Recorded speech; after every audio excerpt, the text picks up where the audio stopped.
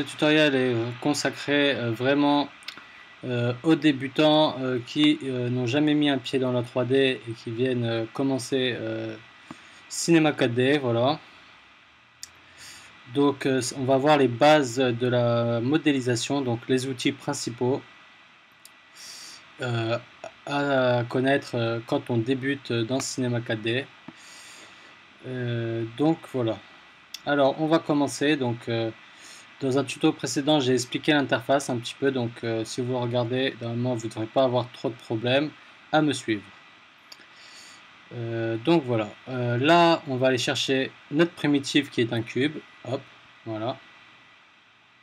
Ou bien si vous cliquez dessus, vous pouvez sélectionner d'autres comme vous voulez. Voilà. Alors ce cube, il est en état ici d'objet, donc on ne peut pas le modéliser pour l'instant. Mais par contre, ce qu'on peut faire, donc comme il est en état d'objet, on peut changer tous les paramètres de notre cube comme on veut. Donc pour ça, on va passer déjà en affichage ombrage de gros lignes pour voir les paramètres qu'on change. Donc on peut changer les segments ici, voilà. Donc travailler sur plus de segments ou travailler sur moins de segments, voilà, comme ça. Ici, hop, voilà.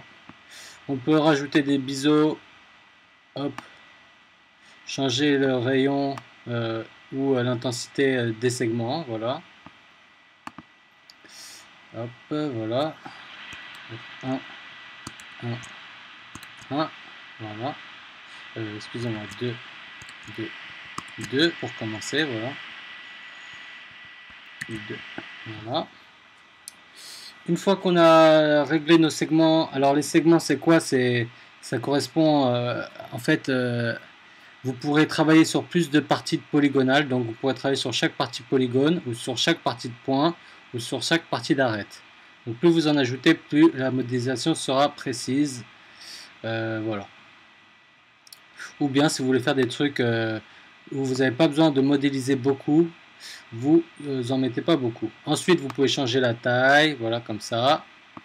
Là ici, voilà, comme ça, et en longueur, comme ça, voilà, ou en largeur, etc. Voilà. Vous pouvez faire ça également ici avec les petits carrés jaunes quand vous avez sélectionné l'objet ici, voilà. Vous pouvez également le faire comme ça. Vous pouvez également le faire ici, voilà. Alors soit vous cliquez dans le vide et vous faites une truc général, voilà, comme ça. Alors là, quand on n'a pas converti l'objet en éditable encore, ici, on ne peut pas encore trop utiliser cette option ici. Donc le mise à l'échelle. Mais on a toujours cette option là de petit cube jaune. Voilà. Voilà, voilà. Pour ce qui est des paramètres du cube, voilà. Hop. On a d'autres paramètres, donc les coordonnées, l'emplacement où est-ce qu'il se trouve. On peut également changer l'échelle ici. Voilà, encore une fois. On peut également changer la rotation. Voilà, comme ça.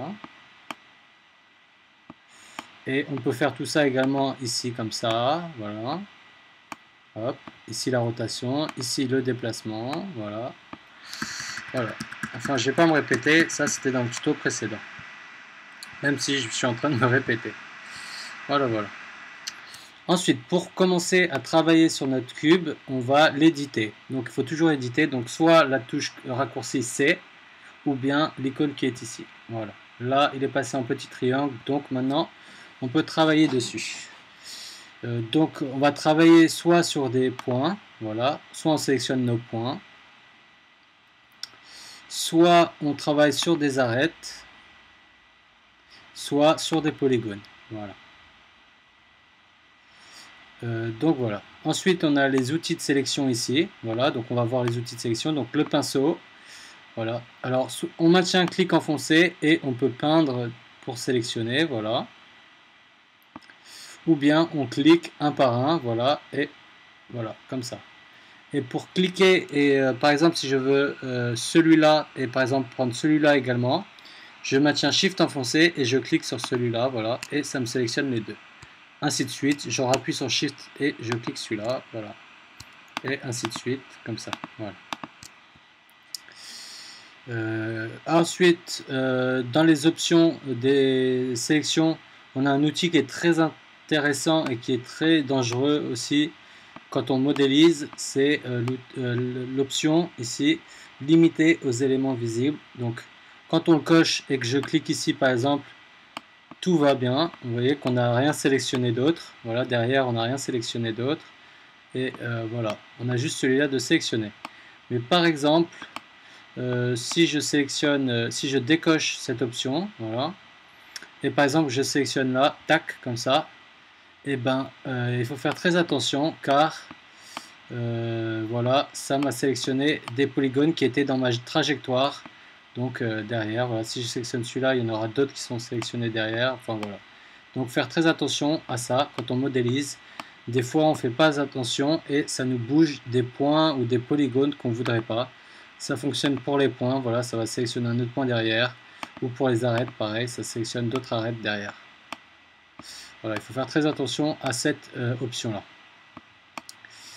Des fois ça peut être utile, par exemple si on est en vue de droite, donc des vues assez clean, et je prends polygone et j'ai envie de sélectionner tous les polygones qu'il y a sur cette rangée là, ben je décoche ici, voilà, et je sélectionne tout, et voilà, ça me fait un truc comme ça, et après par exemple je peux faire une mise à l'échelle de tous ces polygones, ou bien voilà, donc ça peut être très intéressant des fois.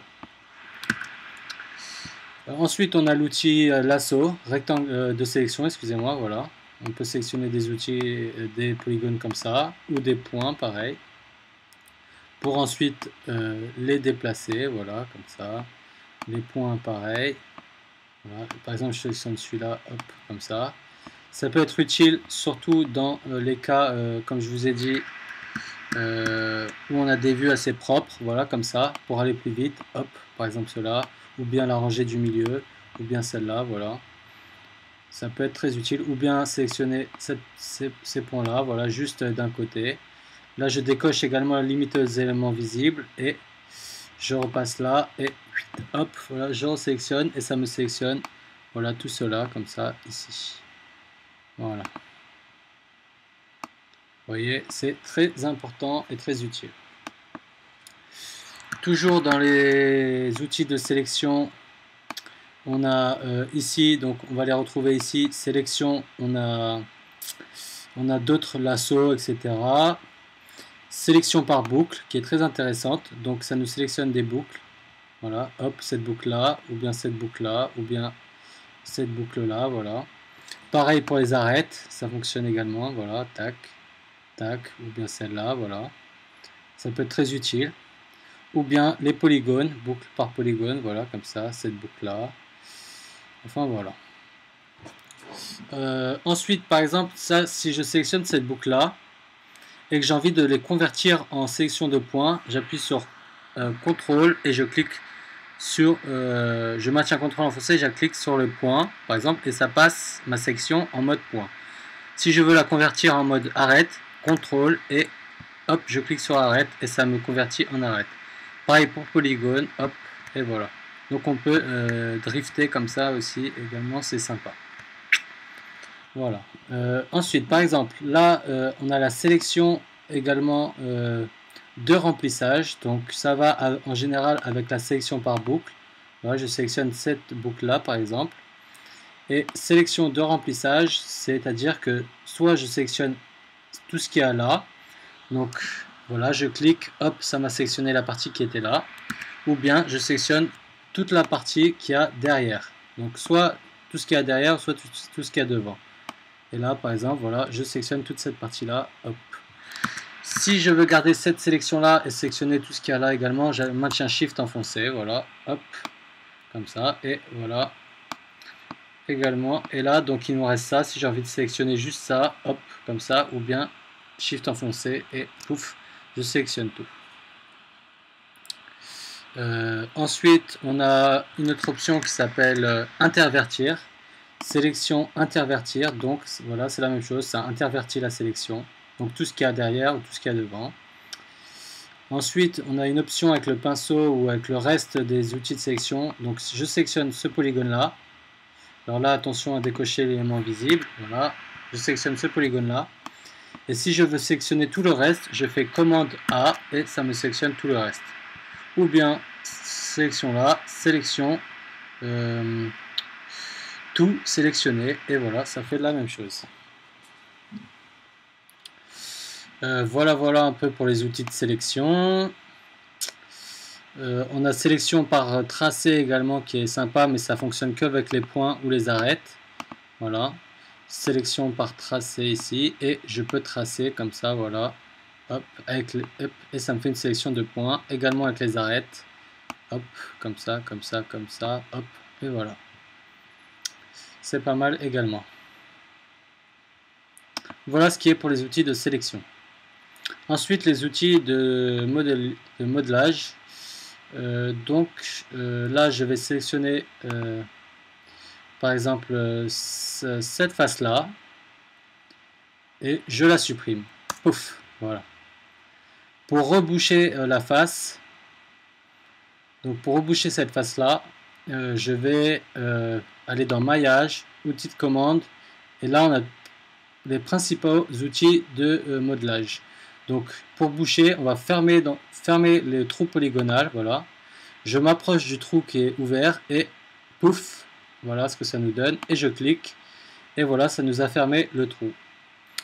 Mais attention, ça nous a pas rajouté nos polygones ici.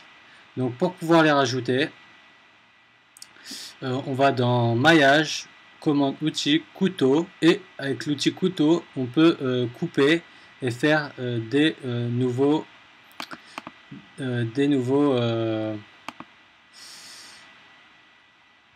excusez-moi, c'est quoi ça? Hop, on peut faire des nouvelles coupes. Donc couteau, voilà. Là on a plusieurs styles. On voit, pour l'instant on va voir le style ligne, le mode de ligne. Donc si je veux refaire la coupe qu'il y avait au début, je prends ce point là, hop, et je vais jusqu'à l'autre point ici, pouf, et voilà, ça me refait un truc comme ça. Pareil pour celui-là, pouf, voilà. Et là, voilà, j'ai recréé la chose du début. Ensuite, je peux en recréer d'autres, par exemple d'ici à ici, pouf, comme ça, voilà. Ou bien, pareil, d'ici à ici, juste là, voilà, comme ça, ou comme ça, voilà. Ainsi de suite. Voilà. Ensuite, on a un outil, toujours dans l'outil couteau, on a le mode boucle. Voilà, pour carrément faire des boucles, comme ça, voilà, pouf, pouf, pouf. Voilà. Alors faire attention, des fois ça ne prend pas la boucle en entier. Voilà. Voilà. Ensuite, voilà pour l'outil couteau. Maillage, alors l'outil couteau on le trouve ici également. Ensuite on a l'outil extruder qui est pas mal utilisé aussi. Donc là je sélectionne des faces, voilà celle-là par exemple. Et je décide de prendre l'outil extrusion, hop, et voilà, j'extrude vers le haut ou vers le bas, voilà, ça me rajoute des polygones, comme ça, voilà. Par exemple, je vais extruder ce polygone-là et celui-là, donc Shift enfoncé, hop, et j'extrude les deux, voilà, comme ça, hop, en même temps. Après, par exemple, j'ai envie d'extruder celui-là et celui-là, et j'extrude, voilà, à nouveau, celui-là plutôt, et celui-là, et j'extrude comme ça, voilà. Voilà à quoi sert l'outil extrusion. Ensuite, on a l'outil biseauter, donc voilà, je peux biseauter une face comme ça, voilà, lui faire des petits biseaux, comme ça, vous voyez qu'il y a des petits biseaux qui ont apparu. Si je sélectionne par exemple 4 faces, hop, hop, hop, et que je biseaute, voilà, comme ça également. Je peux, dans les options biseauter également, changer des options. Donc après, à vous de voir un peu les options qu'il y a. Voilà. Je peux biseauter également des arêtes. Voilà, j'ai envie de biseauter cette arête-là, je peux la biseauter, voilà, comme ça. Voilà. Hop. Les points, je pense pas qu'on puisse les biseauter. Si, voilà. On peut également biseauter des points. Voilà, comme ça. Ensuite, maillage, outil de création, on a, alors voilà, on va voir un autre truc. Donc là, je supprime ces polygones là, hop, supprimer. Maillage, outil, commande, excusez-moi. Et on va voir un autre outil qui s'appelle ponter, voilà, hop. Donc cet outil fonctionne que avec les arêtes. Donc par exemple, je décide de sélectionner cette arête là qui est là-bas et je ponte. Alors je tire jusqu'à l'arête qui est en face de moi, voilà celle-là. Et ça fait un pont. Tout simplement, voilà, je peux ponter d'ici à là-bas par exemple, ou d'ici à là, voilà, ça nous fait un petit pont. Ainsi de suite, voilà, par exemple d'ici à là, comme ça, ou comme ça, ou comme ça, voilà, faire des espèces de petits ponts assez sympathiques. Voilà. Ou bien ponter tout simplement comme ça, voilà. De là à là, comme ça, voilà également, ou bien comme ça, voilà. Ensuite, on va voir un autre outil qui est, voilà, l'outil ponter. Donc l'outil ponter, on peut également l'utiliser, par exemple, là je duplique mon cube, hop, contrôle enfoncé et je tire, voilà. Pour pouvoir ponter d'un cube à l'autre, alors je sais pas, peut-être, excusez-moi, on va voir tout ça tout de suite. Sélection par arête, voilà, je sélectionne mes deux cubes, voilà, et ponter, voilà, je ponte d'ici à là, voilà, et je peux ponter. Alors là ça m'a ponté jusqu'à l'autre bout, donc c'est pas vraiment ce que je voulais, c'est normal, j'avais des arêtes sélectionnées. Alors voilà, je prends cette arête là et je ponte jusqu'à là-bas, ça me fait quelque chose d'assez moche, non c'est pas bon. Donc pour pouvoir ponter normalement, il faut connecter les objets entre eux. Donc les deux objets qu'on veut ponter, on va les connecter, donc clic droit, connecter les objets plus supprimer, hop, et maintenant normalement ça devrait mieux fonctionner. Voilà, à là, voilà, maintenant je peux bien ponter comme je veux, jusqu'à là, comme ça, et non pas jusqu'à là-bas, comme ça m'a fait au début. Je peux également ponter comme ça, voilà, faire des trucs assez sympathiques, d'ici à là, par exemple, voilà. Hop, comme ça, voilà. En sélectionnant les arêtes, comme ça, voilà. Enfin voilà, on peut jouer comme ça, à ponter, tout ce qu'on veut. C'est assez sympathique, d'un objet à un autre, en les connectant ensemble. Ensuite, on a l'outil également couture, donc qui est sympa. Je supprime par exemple cette face-là, hop. Et également par exemple cette face-là. Et j'ai envie de les connecter. Là, ils sont déjà connectés, donc c'est ce qu'il faut. Si vous avez deux cubes différents, connectez-les entre eux. Pour l'outil couture, outil couture, et ça se passe avec les points. Donc je sélectionne ce point là et je le drague à celui-là, voilà, hop, celui-là à celui-là, et celui-là à celui-là, et là ça nous a cousu tout ça, vous avez vu. Et on peut faire ça dans l'autre sens également, voilà, comme ça. Enfin voilà, hop, mais en général quand on commence d'un sens, il vaut mieux terminer de ce sens-là, voilà.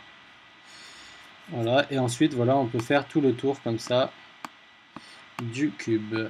Voilà, passer en dessous et ponter, coudre les points du dessous. Voilà, comme ça. Hop. Et là, voilà, ça nous a fait de belles coutures. Voilà, voilà. Pour ce qui est de l'outil couture. Ensuite, par exemple, quelque chose que je dois vous montrer aussi, c'est optimiser votre objet. Donc par exemple là, je vais lui mettre pas mal de segments, voilà, comme ça. Voilà. Et je le convertis.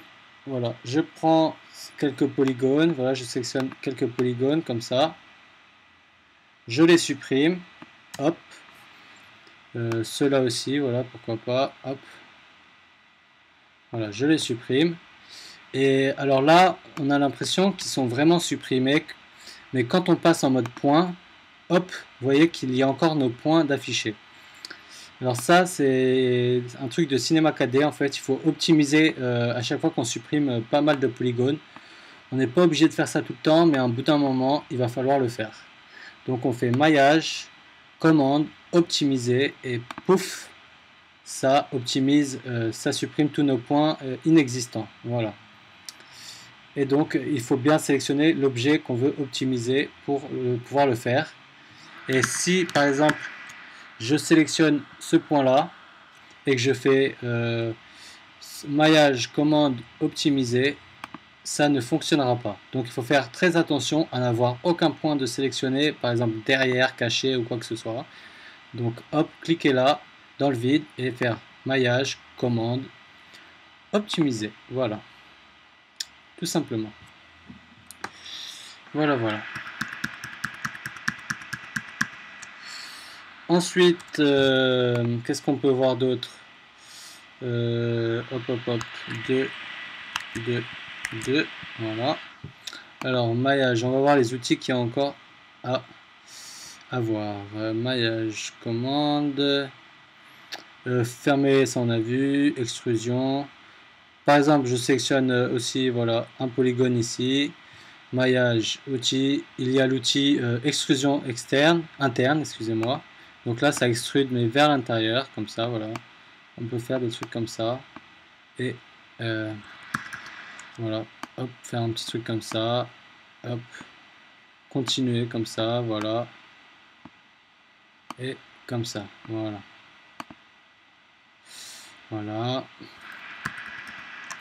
Et voilà, voilà. Voilà, voilà.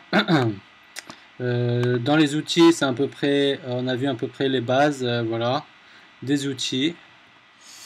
Maintenant, on va voir une autre chose qui est très importante dans la modélisation, c'est adoucir notre objet dans un HyperNURBS. Donc là, on est bien d'accord. Alors, je remets un cube, voilà. Hop. Et alors, l'HyperNURBS, qui est très important et très utilisé, voilà, qui est ici, surface de subdivision, voilà. Hop, je l'ajoute. Et alors, pour lisser mon cube, par exemple, en sachant que mon cube n'a pas de polygones, beaucoup de polygones, voilà, il y a 1 de segments, donc il va se transformer en boule directement quand je vais le lisser. Regardez ce que ça va faire. Pouf. Voilà. Si dans mon cube, voilà, je rajoute des segments, hop, voilà, ça commence à le construire un peu plus, c'est-à-dire que ça étire ma forme. Voilà. Vous voyez que là, j'ai rajouté des segments.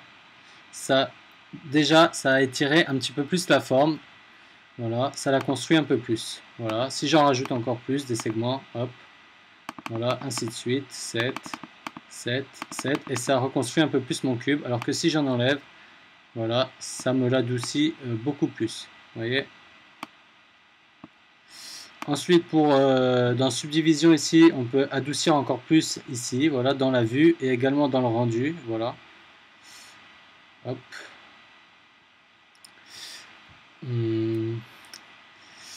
Voilà, voilà. Donc là, je vais repasser mon cube en 1, pour vous montrer quelque chose d'autre, voilà.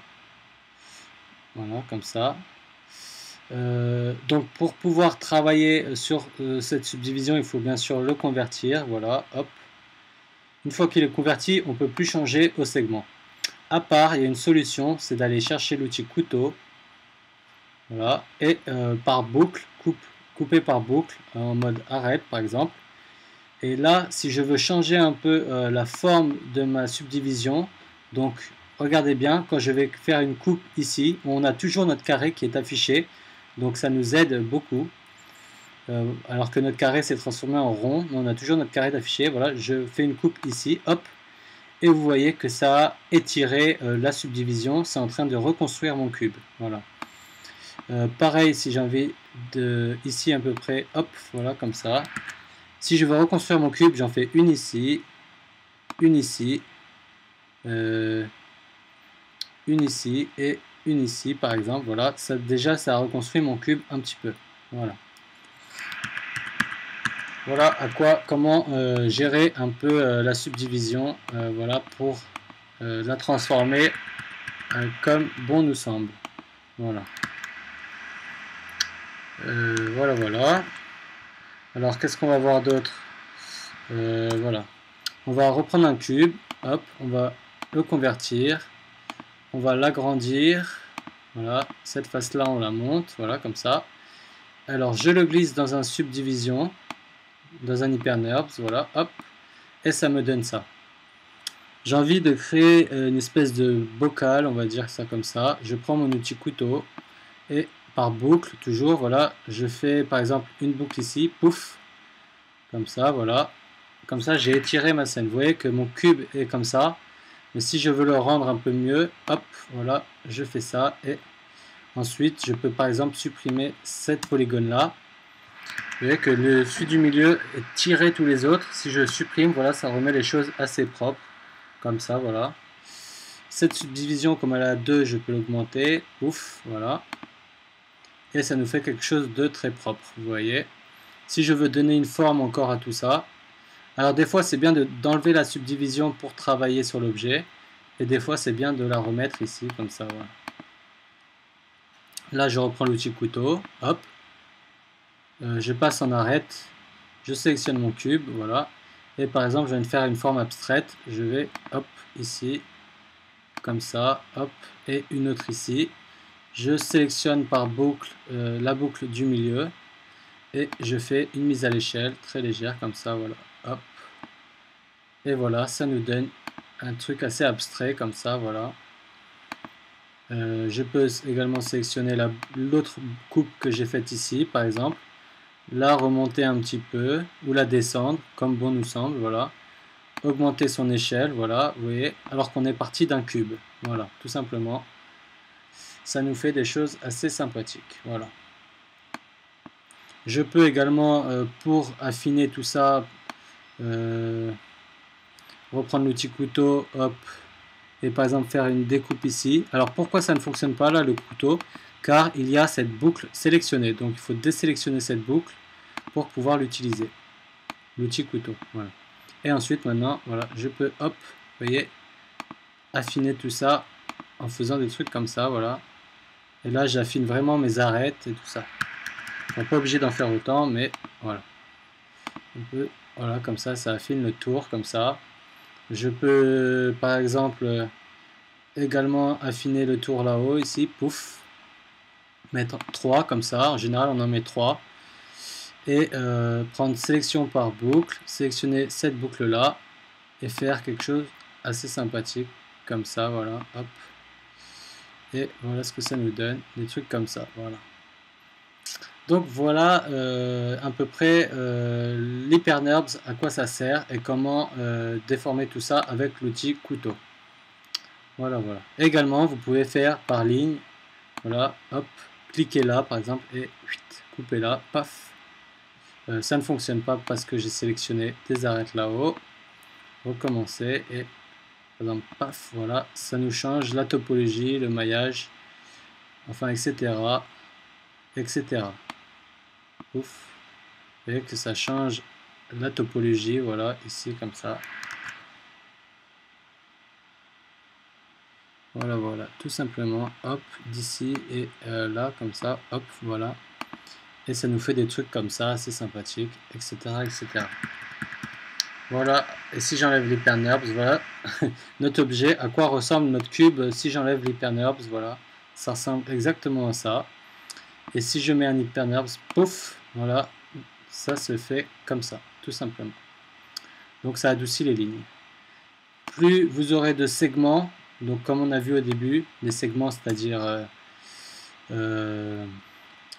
ça là, les segments ici, voilà, ces segments là, plus vous en aurez, plus votre adoucissement sera précise, voilà, hop, et plus l'HyperNURBS vous mettrez de subdivision ici à l'HyperNURBS, plus il sera adouci également.